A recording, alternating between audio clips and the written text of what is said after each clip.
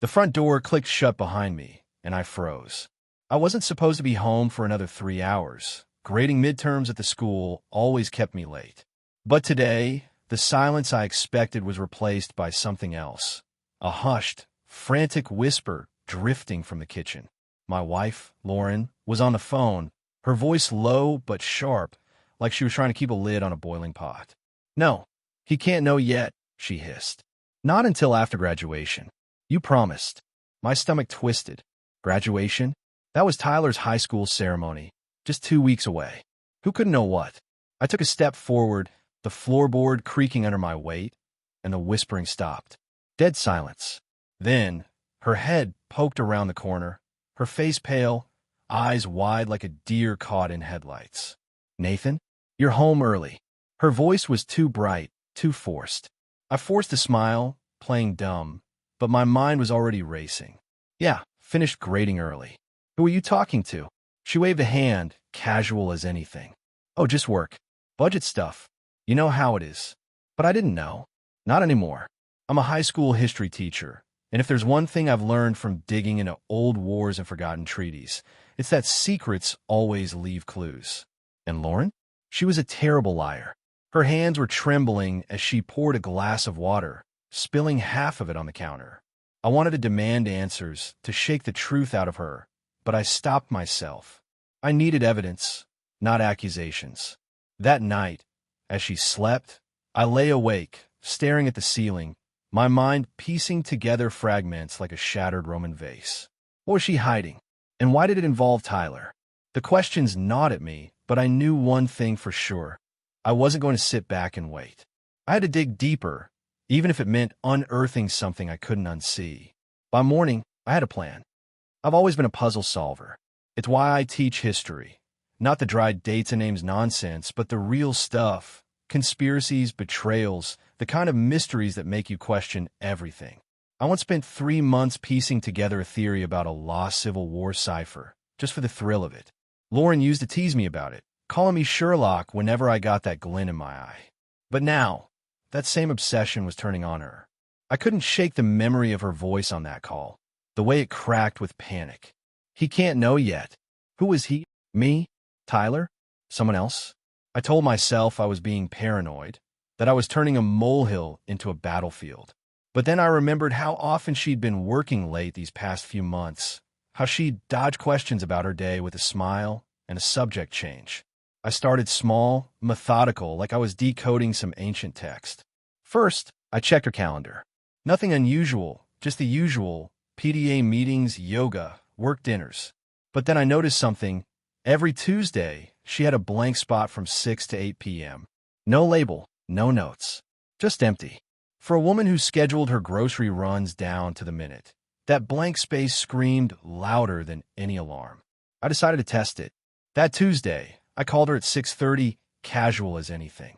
"Hey, just checking in. How's the meeting?" There was a pause, too long. "Oh, it's fine. Just wrapping up." But in the background, I heard it.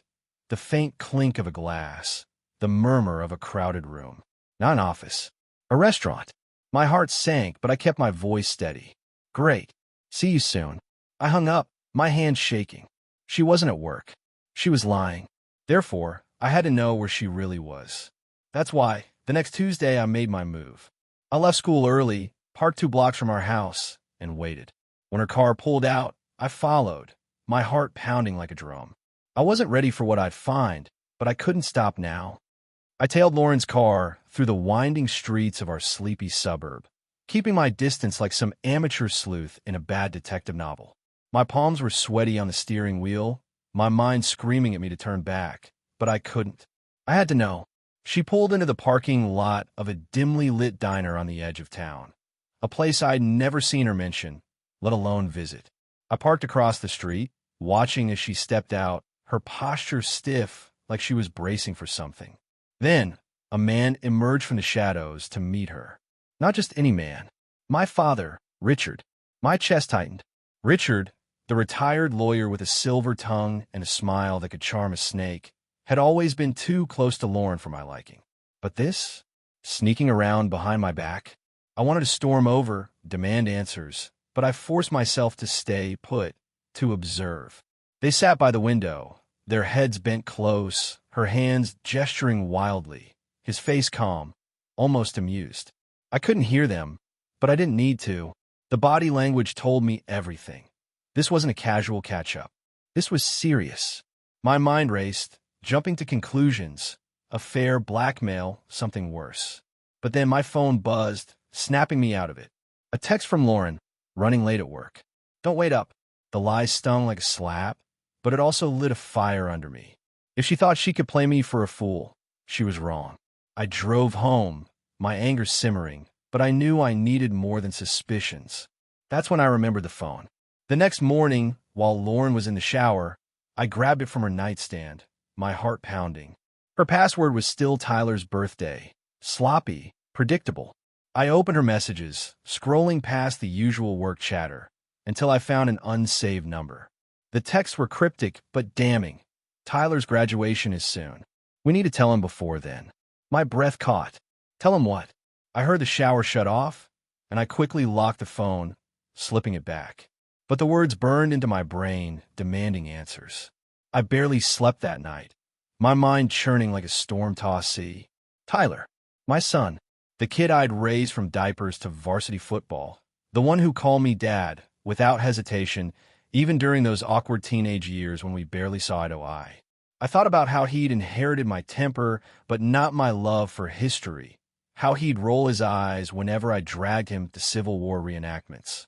But now, those memories felt tainted, shadowed by that text. We need to tell him. Tell him what?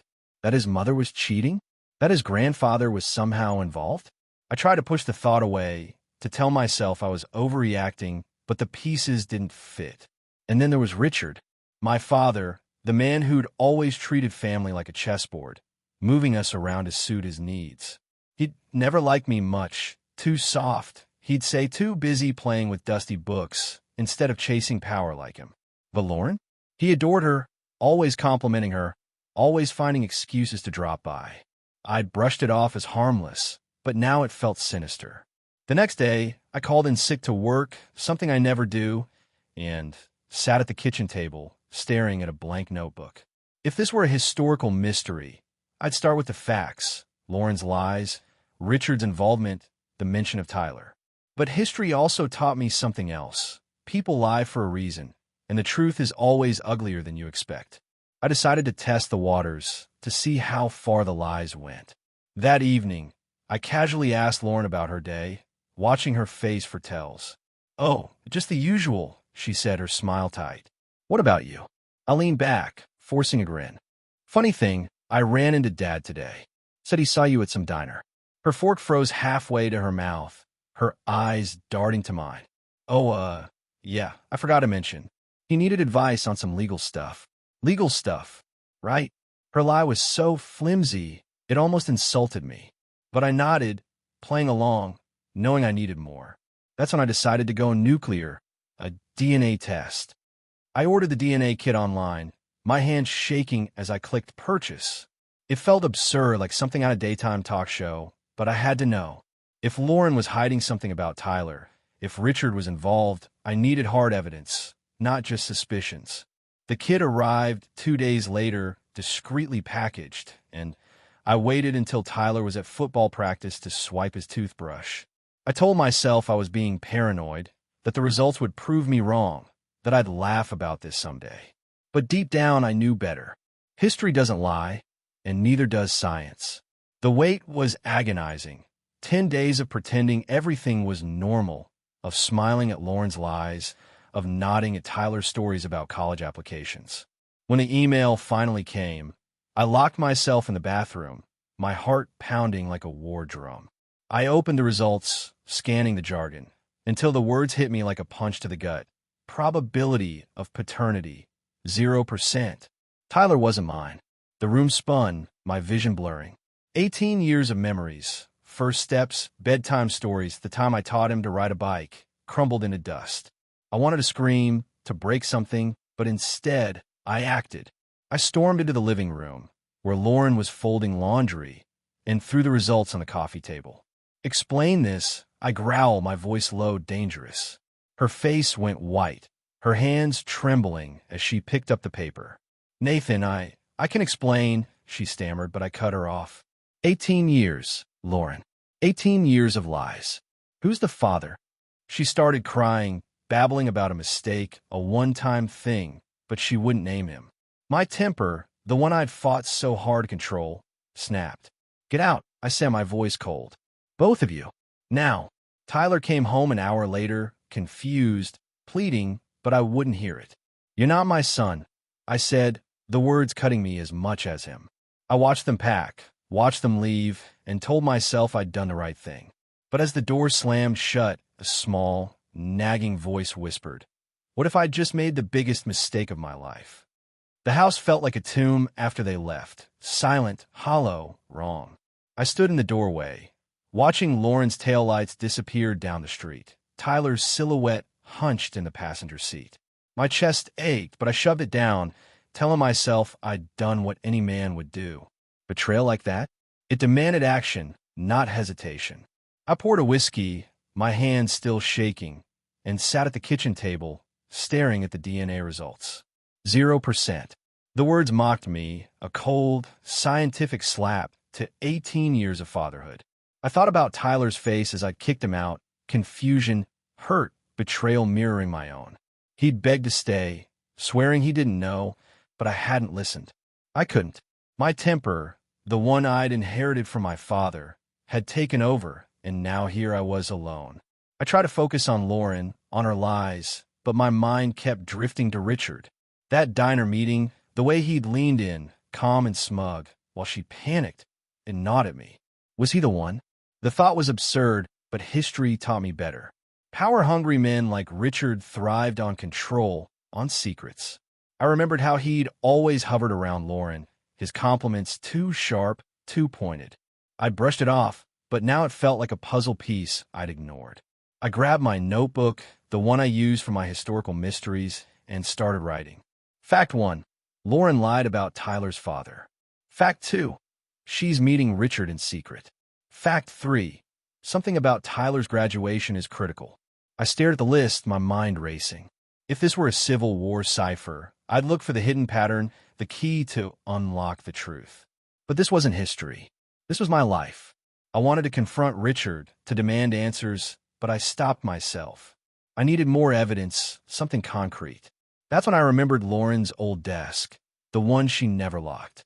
I tore through the drawers, finding nothing but bills and grocery lists, until I saw it. A letter tucked under a stack of papers, addressed to her in Richard's unmistakable handwriting. My heart stopped. I had to read it. The letter was short, but every word felt like a blade. Lauren, it began, we can't keep this up. Tyler deserves the truth, and Nathan's too blind to see it. I'll handle him, like always. My vision blurred, rage boiling in my chest. Handle me? Like always? What did that even mean? I wanted to tear the letter apart, to storm over to Richard's house and shove it in his smug face.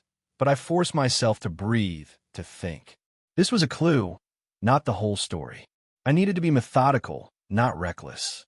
But then my phone rang, snapping me out of it. It was Mike, my best friend since college, the one guy I could always count on to talk me off a ledge. Nate, what the hell is going on? He asked, his voice sharp. Lauren called me, crying, saying you kicked her and Tyler out. What's happening? I told him everything, the DNA test, the lies, the letter. He listened, silent, until I finished. Look, man, he said, I get why you're angry, but Tyler's still a kid. Legally, he's a minor in this state. You could be on the hook for child support, even if he's not yours. You sure you thought this through? His words hit me like a bucket of ice water. Child support? I hadn't even considered it. My temper had taken over, and now I was exposed, vulnerable. But then I thought about Richard's letter, the way he'd written, handle him, and my anger flared again. Mike, I appreciate the advice, but I'm not the one who needs to answer for this. Richard does. I hung up, my mind made up. I'd confront him, letter in hand, and force the truth out of him. But as I grabbed my keys, a small, nagging voice whispered, what if this is bigger than you think? What if Tyler's not the only lie? I pushed it aside, telling myself I'd deal with one betrayal at a time. I drove to Richard's house, the letter burning a hole in my pocket, my heart pounding with a mix of fear and fury. I wasn't ready for what he'd say, but I couldn't turn back now.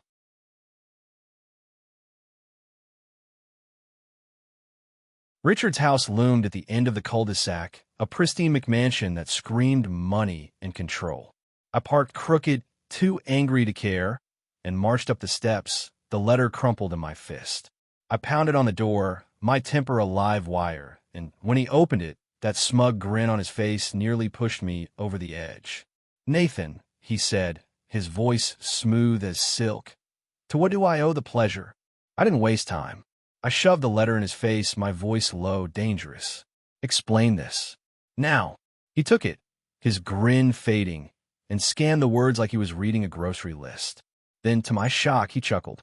"Ah, I wonder when you'd figure it out," he said, stepping aside to let me in. I wanted to hit him, but I followed, my mind screaming for answers. Inside, he poured himself a scotch, offering me nothing, and sat down like we were having casual chat. "So," he said, "you know Tyler's not yours, and you think I'm involved. Well, congratulations, Sherlock. You're half right." My heart stopped. Half right? Before I could speak, he leaned forward, his eyes cold, calculating. "Tyler's mine, Nathan. Your wife and I had a moment 19 years ago. You were too busy playing with your history books to notice." The room spun, my vision narrowing to a pinpoint. My father, my son. The betrayal was so grotesque, so unthinkable, I could barely breathe. "You're lying," I managed, but he just smirked. "Am I? Why do you think Lauren stayed quiet all these years?" "Because I made it worth her while. And you, my boy, were too weak to handle the truth." Weak. The word ignited something primal in me, and before I knew it, my fist connected with his jaw. He staggered, but that smirk stayed, blood trickling from his lip. "Careful, Nathan," he said, his voice ice. "Assaulting a retired lawyer? I could bury you in court."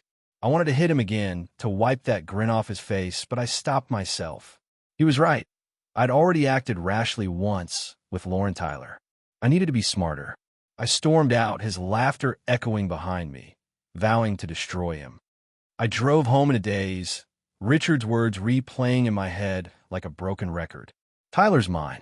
The smugness in his voice, the way he'd called me weak, it was gasoline on the fire of my rage. But beneath it, a deeper pain gnawed at me. Tyler, my son, not my son, raised under my roof, loved, fought for, all while Richard pulled the strings. I thought about every birthday, every football game, every time I looked at him and seen myself, and now it was all a lie. I wanted to scream, to break something, but I forced myself to think, to channel my anger into something useful. I'm a historian, damn it. I solve puzzles. This was just another mystery, albeit one that was tearing my life apart. I sat at my kitchen table, my notebook open, and started mapping it out. Fact 1. Richard is Tyler's father. Fact 2. Lauren knew and kept it secret, likely under Richard's influence. Fact 3. Tyler's graduation is the deadline for some kind of revelation. But why? What was Richard planning? I thought about his career, his reputation as a ruthless lawyer, the way he'd always treated family like pawns in his game. Was this about control? Money? Something worse? I remembered Mike's warning about legal consequences, and a new fear crept in. If Tyler was Richard's, could he claim custody, even now? The thought made me sick, but it also gave me a new angle. I needed to know more about Richard's past, his weaknesses. I started digging, pulling up old news articles, legal cases, anything I could find. Hours later, I found it, a buried story about a financial scandal, hushed up years ago, with Richard's name whispered in the shadows. It wasn't enough to nail him, but it was a start. I leaned back, exhausted but determined. I'd expose him, ruin him, make him pay for what he'd done. But then my phone buzzed, snapping me out of it. It was Tyler, his name on the screen a punch to the gut. "Dad," the text read, "I need to talk. Please." My heart twisted. I wasn't ready, but I couldn't say no. I met Tyler at a coffee shop downtown, a neutral space where neither of us could lose control. He looked older somehow, his broad shoulders hunched, his eyes red-rimmed, like he hadn't slept in days. I I wanted to hug him, to tell him I was sorry, but the words stuck in my throat. He wasn't mine. He was Richard's. I sat down, my hands clenched under the table, and waited. Dad, he started, his voice cracking. I know I'm not your son. Mom told me everything about the DNA test, about how you found out. But I didn't know. I swear I didn't know. His honesty cut through me, sharper than any lie. I believed him, but it didn't erase the pain. Tyler, I said, my voice steady despite the storm inside. I don't blame you, but I need to know the truth. All of it. He nodded, pulling out a stack of letters from his backpack. Old envelopes yellowed with age. I found these in Mom's stuff, he said. They're from Grandpa. To her. They go back years. I took the letters, my historian's instincts kicking in, and started reading. The words were damning. Richard's handwriting, his voice dripping with manipulation. Keep Nathan in the dark. One read. I'll take care of the money, but you owe me. Another, more recent. Tyler's mine, Lauren. Don't forget that. My stomach churned. Blackmail. Richard hadn't just slept with my wife. He controlled her, used his wealth and influence to keep her silent, to keep me blind. I looked at Tyler, his face a mix of anger and confusion, and realized something critical. He didn't know the full truth. He didn't know Richard was his father. I couldn't tell him. Not yet. Dad, he said, his voice small. I don't care what the test says. You're my dad. Always will be. His words broke something in me, a wall I'd built to protect myself. I nodded, unable to speak, and promised we'd fix this together. But inside, my resolve hardened. Richard wasn't just a betrayer. He was a predator. And I'd bring him down, not just for me, but for Tyler. I left the coffee shop with a plan, but the stakes had never felt higher. Tyler's words echoed in my head as I drove home, the letters clutched in my hand. You're my dad. Always will be. They were a lifeline, a reminder of what I was fighting for, but they also sharpened my rage. Richard wasn't just a betrayer. He was a puppet master, pulling strings to control us all. I spread the letters on my kitchen table, my historian's eye scanning for patterns, clues, anything to use against him. The oldest letter, dated 19 years ago, hinted at money, payments to Lauren, disguised as support. The newer ones were more threatening, laced with ultimatums. Richard had orchestrated everything, from the affair to the silence, and now he wanted to claim Tyler. But I wasn't about to let that happen. I dug deeper into the financial scandal I'd found, cross-referencing dates and names. It wasn't just a rumor. Richard had funneled client money into offshore accounts, burying the evidence with legal threats. I had enough to leak to a journalist, to expose him publicly, but I needed to be smart. One wrong move, and he'd bury me instead. I contacted a local reporter, Sarah, who'd written about corruption cases before. This could be big, she said, her voice sharp with interest. But I need proof, not just accusations. I sent her the financial records, keeping Richard's letters back. They were too personal, too raw. But then my phone buzzed and my heart sank. It was Tyler, his voice frantic. Dad, I found something. A recording on Mom's old laptop. It's Grandpa and her arguing. You need to hear it. I told him to meet me, my mind racing. A recording? That could be the key, the final piece to nail Richard. But as I hung up, a new fear crept in. What if this backfired? What if Richard spun the story, painted me as the villain? I thought about history, about generals who'd won battles but lost wars because they underestimated their enemies. I couldn't let that happen. I met Tyler at the coffee shop, the recording loaded on his phone, and as I listened, my blood ran cold. Richard's voice, smug and commanding, laid out his plan, a plan I'd never seen coming. The recording crackled to life, Richard's voice filling the air like poison. Lauren, you've had your fun playing house with Nathan, but Tyler's mine. After graduation, we tell him. I'll take him under my wing, make him the son Nathan never could. Lauren's voice, shaky but defiant, cut in. You can't do that, Richard. Nathan's his father in every way that matters. Richard laughed, a sound that made my skin crawl. Nathan's a fool. Always has been. And if you don't cooperate, I'll make sure he loses everything. His job, his reputation, everything. The recording ended, and I sat there, stunned, Tyler staring at me, his face pale. Dad, He whispered, "He's my father." I wanted to lie, to protect him, but I couldn't. "Biologically, yes," I said, my voice steady despite the storm inside. "But that doesn't change us. You're my son, Tyler. Always will be." He nodded, tears in his eyes, and in that moment I saw the kid I'd raised, not Richard's pawn. But the recording changed everything. It wasn't just evidence of betrayal. It was proof of blackmail, of Richard's intent to destroy me. I thought about Sarah, the journalist, and realized I had to act fast. I sent her the recording, along with a detailed timeline of Richard's manipulation, but I kept Tyler's name out of it. This wasn't about him. It was about justice. Sarah called me an hour later, her voice electric. "This is explosive, Nathan. I can run the story by tomorrow. But are you ready for the fallout? This will go public, your family, your life, all of it." I hesitated, thinking of Tyler, of Lauren, of the life I'd lost. But then I remembered Richard's smirk, his threat to handle me, and my resolve hardened. "Do it," I said. The story broke the next morning, a headline screaming across the local news. "Retired lawyer implicated in fraud and blackmail scandal."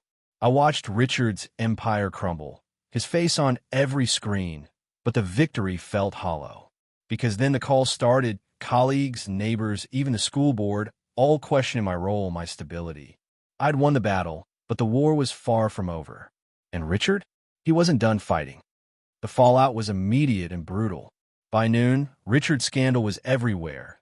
TV, social media, even the school staff room, where whispers followed me like shadows. I'd expected backlash, but not this. Sarah's article, while damning to Richard, had painted me as the vengeful son, twisting my actions into a personal vendetta. My principal called me in, her face grim.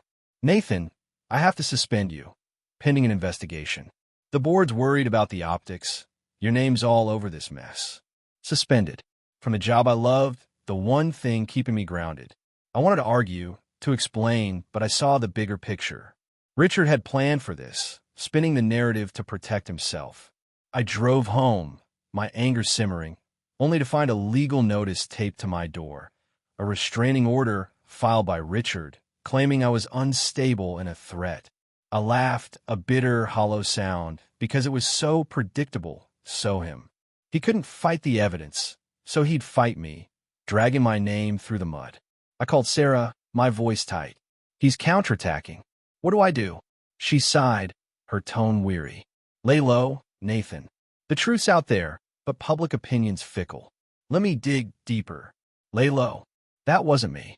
I thought about history, about generals who'd turned defeats into victories by outmaneuvering their enemies.